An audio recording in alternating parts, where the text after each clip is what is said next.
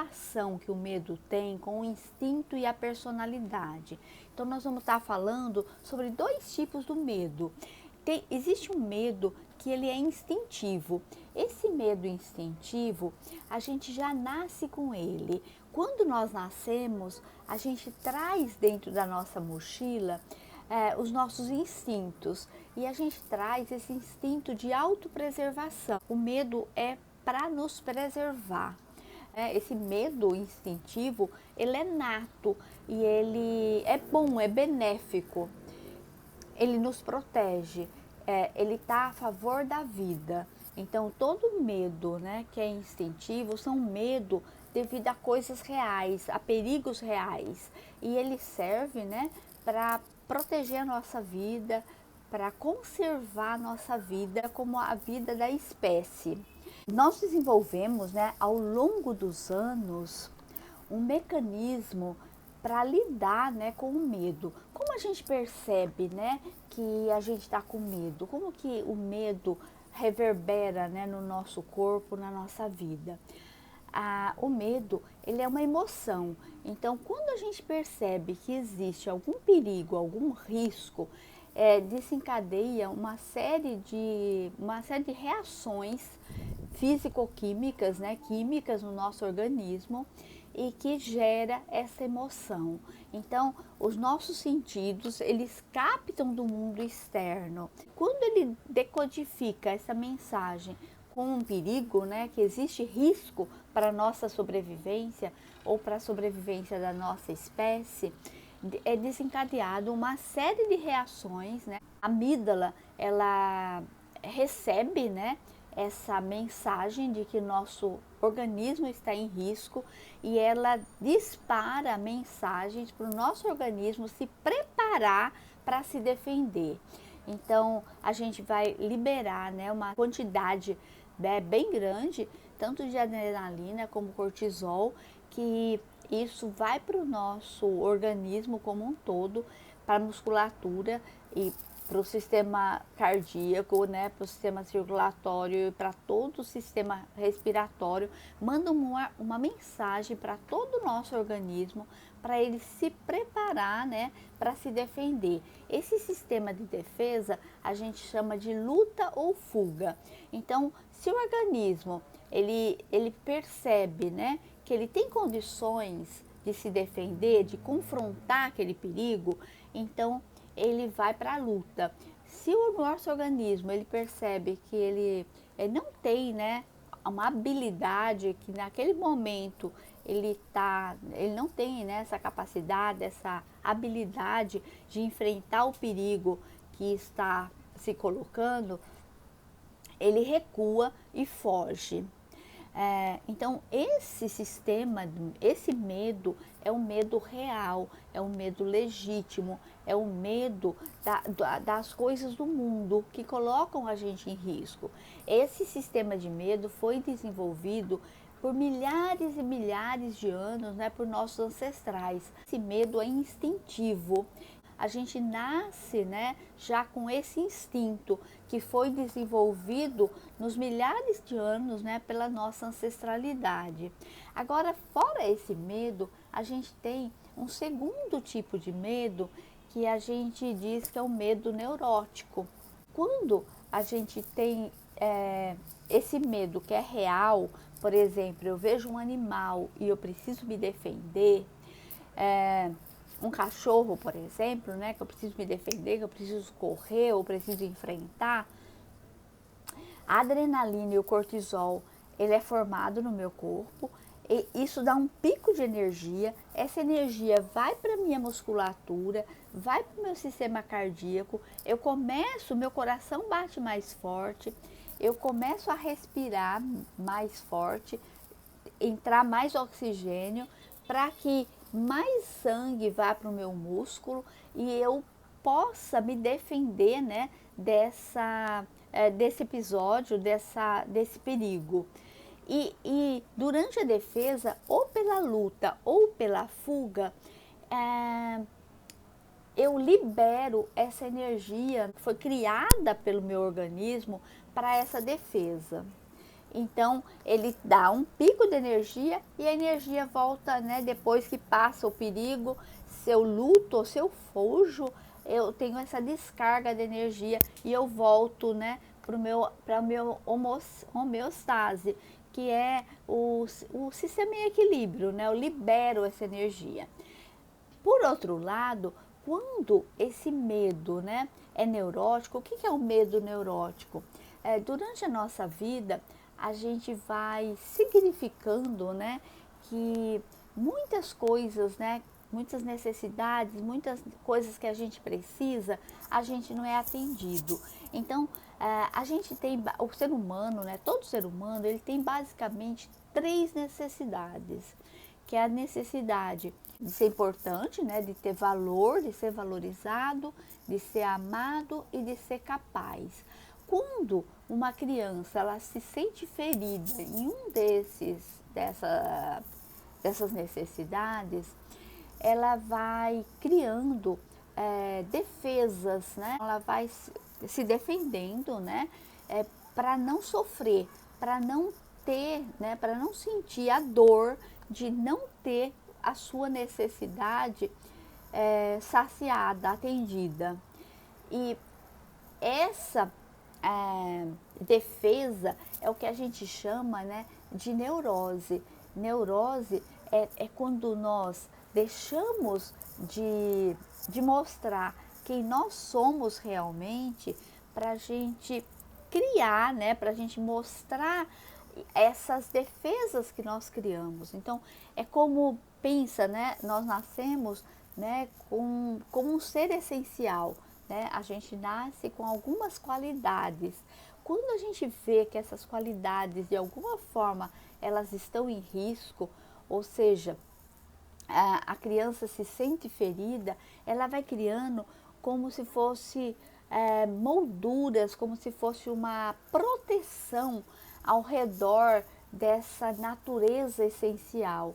E essa moldura, né, essa proteção, essas camadas de proteção, né, que a criança cria através dessa necessidade de proteção, é o que dá origem a todo o nosso sofrimento, a toda a nossa neurose, porque a gente vai começar a agir não de acordo com a nossa natureza essencial, mas a gente vai agir de acordo com essa proteção. Então a gente vai agir se defendendo, né, das nossas dores, se defendendo daquela necessidade que a gente significou que não foi atendida. Então essa é a base, né, do sofrimento humano. E para a gente se trabalhar, né, é importante que a gente tome conhecimento disso, que a gente tome conhecimento dessas dores, né, que a gente significou. Essas dores vêm da onde, né? Ela vem da nossa cultura. Então, de acordo com a nossa cultura, nossa família, nossa escola, né, a gente vai colecionando, né, coisas que a gente acreditava que a gente devia ter, acreditava que a gente tinha algumas necessidades que aquele ambiente ele não atendeu. Então a gente vai, cada vez que a gente tem uma necessidade que a gente não é atendida, em casa, no colégio, com os amigos, a gente vai criando, né, essas couraças, essa proteção que a gente acredita, né, que a gente tem que se defender. E a gente começa a agir no mundo muito mais através dessa proteção do que da nossa natureza essencial. E chega num ponto, né, que a gente já não sabe mais quem a gente é, porque a gente age tanto em função, né, da nossa proteção, das nossas camadas, né, externas, que a gente perde o contato com a nossa natureza essencial. E o que a gente faz, né, todo trabalho, por exemplo, quando a gente vai para uma terapia, quando a gente vai fazer qualquer processo, né, de autoconhecimento, é tomar consciência, né, se conscientizar de toda essa proteção que nós criamos e como que nós podemos, né, flexibilizar isso, como que nós podemos mexer com isso para a gente voltar a contato com a nossa natureza essencial e que a gente haja, né, comece a agir de acordo com essa natureza essencial e pare de agir de acordo com as nossas couraças, de acordo com aquilo que a gente significou.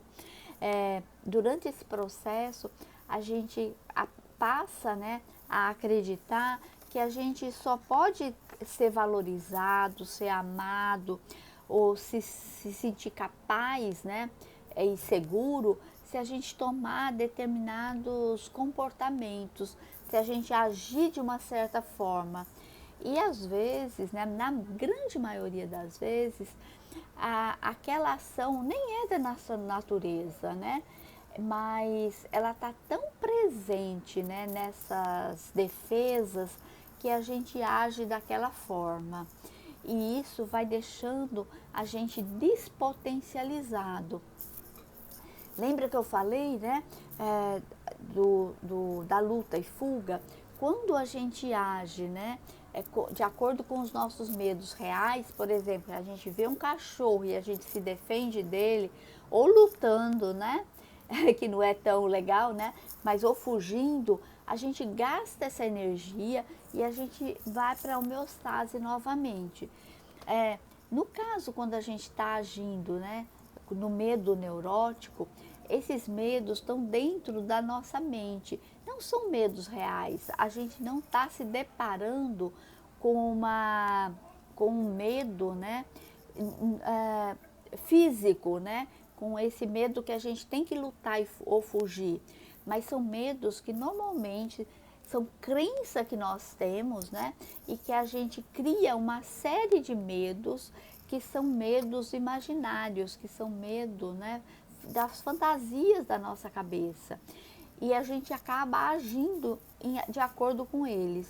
E quando a gente se depara, né, com esse medo, o nosso sistema, o nosso cérebro, ele reconhece que existe um perigo. Só que o nosso sistema nervoso, ele não distingue quando o medo quando a coisa é física ou quando a coisa é imaginária. Tanto é que, por isso que quando a gente faz uma prática de visualização criativa, né, para trabalhar algum aspecto nosso, funciona, porque o nosso sistema nervoso, ele não distingue. Então, quando eu tenho medo imaginário, então eu acredito que eu tenho que fazer alguma coisa, todo o meu sistema nervoso se prepara, né, para se defender desse medo. Então, a mesma coisa que acontece quando eu tenho um medo real, vai acontecer quando eu tenho um medo imaginário. Ou seja, vai ter uma descarga de adrenalina, vai ter uma descarga de cortisol, isso tudo vai para os nossos músculos, o meu coração vai bater mais forte, né? Eu vou respirar mais ofegante. Só que não existe, né, o processo nem de luta nem de fuga. Por quê? Porque não existe um perigo que demanda essa resposta. O medo é imaginário, é real, porque eu estou sentindo, mas é imaginário, né? Então não vai demandar esse processo de luta e fuga. Então o que acontece? Essa energia que foi mobilizada pelo meu corpo, né, pelo medo, por esse medo ilusório, né, por esse medo neurótico, ele vai ficar preso no meu corpo. E como ele fica preso no meu corpo, isso vai minando a minha energia. Por quê? Porque essa energia fica presa no meu corpo e eu não disponibilizo espaço para uma nova energia para eu atuar na vida. Então, se isso acontece muitas e muitas vezes, a gente fala que a gente está entrando, né, num processo de estresse contínuo, ou seja, que a gente estressa o nosso organismo se prepara para lutar e fugir, só que isso não acontece e essa energia fica presa no corpo. E quanto mais essa energia ficar presa no corpo, menos potência de vida eu vou ter. E vai chegar um momento em que eu tenho uma ansiedade que é crônica, já é diferente daquela ansiedade, porque a ansiedade, em algum grau, ela é benéfica. quando eu tenho, né, um processo, a ansiedade, ela ajuda eu dimensionar o perigo, ela ajuda eu ficar atenta, ela ajuda eu perceber, né, o que está acontecendo. Pensa, né, numa gazela que está pastando ou está bebendo água num riacho. Ela precisa da ansiedade para estar presente e estar percebendo tudo o que está acontecendo ao redor dela. Porque se tiver uma onça, né, um tigre, que ela sinta o cheiro, né, porque ela está presente, ela está atenta, ela vai sentir o cheiro e vai ter tempo de fugir. E com a gente acontece a mesma coisa, né? A gente é importante a gente estar presente, a gente estar com né, com essa ansiedade benéfica que traz essa presença, esse estado, né, de atenção, que a gente consegue detectar algum perigo. Quantas vezes, né, a gente se livra de um assalto ou de uma batida de carro porque a gente pressente, né? A gente percebe exatamente as coisas que acontecem e a gente consegue se livrar. Outro dia eu estava indo aqui na 3 de Maio, aqui em Fortaleza, na cidade que eu moro, e na Jovita, né, antes da 3 de Maio. E teve um carro que veio ultrapassar e ele ia pegar de cheio em mim. E eu, de alguma forma, eu percebi, né? Eu estava nesse sistema de alerta, de ansiedade, e eu consegui tirar o carro. Eu fui quase do outro lado da rua. Então, isso é importante. Só que quando quando o problema é real, né? Isso é importante. Só que no estado, né, de medo neurótico, isso começa a ficar crônico. Então eu tenho essa ansiedade que está o tempo todo me perturbando, me fazendo, imaginando coisas, né, que possam acontecer. E isso vai gerando, né, um estado de ansiedade que já não é mais benéfico, mas que vai atrapalhar, porque vai me paralisar, eu não vou poder fazer mais nada, né? Porque essa ansiedade vai aumentando muito. Então, e tudo isso, né, é resultado da nossa vida, né? De como que a gente está vivendo, né? E dos nossos medos. Os medos, eles nascem, né? Os medos ilusórios, né, que são os medos neuróticos, eles nascem principalmente, né, na nossa infância, pelos traumas da infância, os traumas de desenvolvimento, alguns traumas ainda antes da gente nascer, né, dentro da barriga da mãe. Os medos neuróticos, eles são medos criados, né, por nós, não são inatos, mas eles são criados, né? São medos imaginários, né? Que a gente cria durante a formação da nossa personalidade. Então, dependendo, né, da nossa essência, do nosso eu essencial, a gente vai ter mais propensão a ter um medo do que outros. O Enneagrama, ele fala que a gente tem, né, 9 medos básicos relacionados com as 9 personalidades. A gente tem os 3 medos básicos, que são os da tríades, né? A tríade física, né? O medo básico, são as pessoas, ela sente que não tem valor. A tríade emocional, o medo dessa tríade é não ser amado. E da tríade racional, o medo dessa tríade não ser capaz, ou seja, é o medo de enfrentar o futuro, é o medo de enfrentar a vida. E dentro, né, de cada tríade, né, nós temos 3 tipos. Então, na tríade física, nós temos os tipos 8, 9 e 1. Então, esses 3 tipos, eles têm, o medo maior deles é de não ter valor. O tipo 8, o medo maior dele é de não ter valor e ser controlado pelo outro, né? O tipo 9, o medo maior dele é o medo da desconexão. O medo do tipo 1 é o medo de errar, dele ser considerado uma pessoa ruim, mal.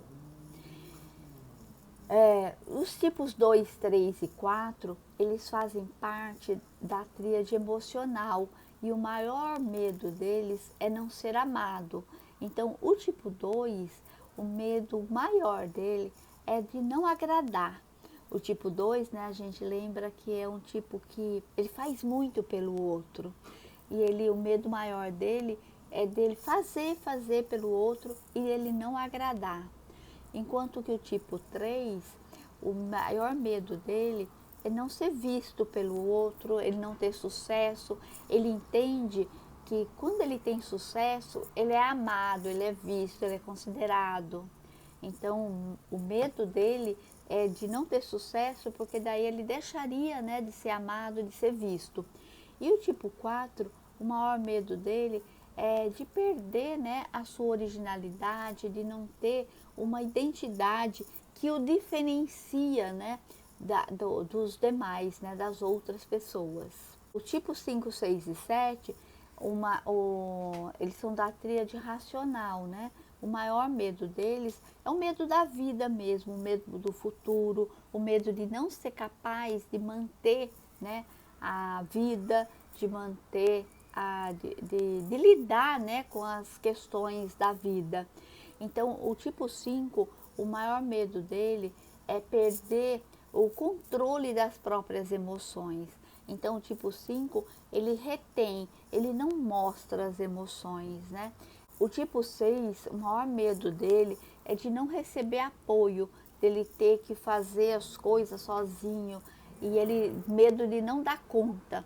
É um tipo, né, um dos tipos mais ansiosos do Enneagrama, e que ele está sempre pensando muito no futuro, né, com muito medo e sempre projetando, né, coisas negativas, o que pode dar errado.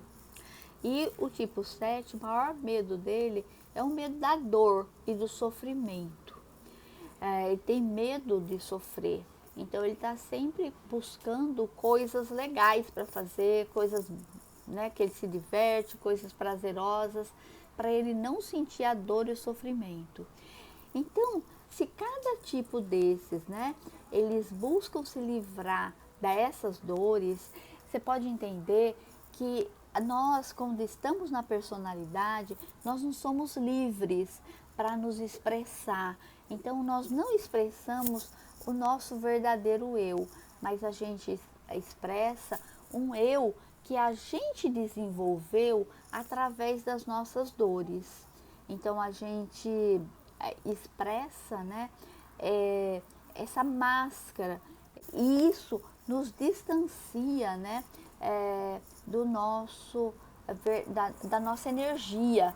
Então, a cada vez que a gente está se expressando através da personalidade, a nossa energia vai sendo minada, a gente vai perdendo energia. E cada vez, né, é como se a gente perdesse potência de vida, perdesse alegria, perdesse ânimo, né, no sentido de ânimo para viver. Quando a gente reconhece isso, né? Eu trabalho com Enneagrama, né? Quando a gente reconhece a natureza da nossa personalidade, a gente entende por que nós agimos como nós agimos. E isso ajuda, né? Só pelo fato de conhecer, já ajuda a gente fazer o caminho de volta e começar a agir, né, de uma forma menos estereotipada, da gente conseguir fazer escolhas, da gente sair desse lugar. Só da gente perceber isso, a gente já começa a fazer esse caminho de volta. E isso faz com que a gente ganhe em potência de vida. Então, essa é a diferença, né, entre os nossos medos, né, instintivos, que é o medo que realmente salva, que ajuda, que nos conserva, né, que ajuda a nossa sobrevivência, e os medos neuróticos, que acabam nos desvinculando, né, do nosso eu essencial, de nós mesmos.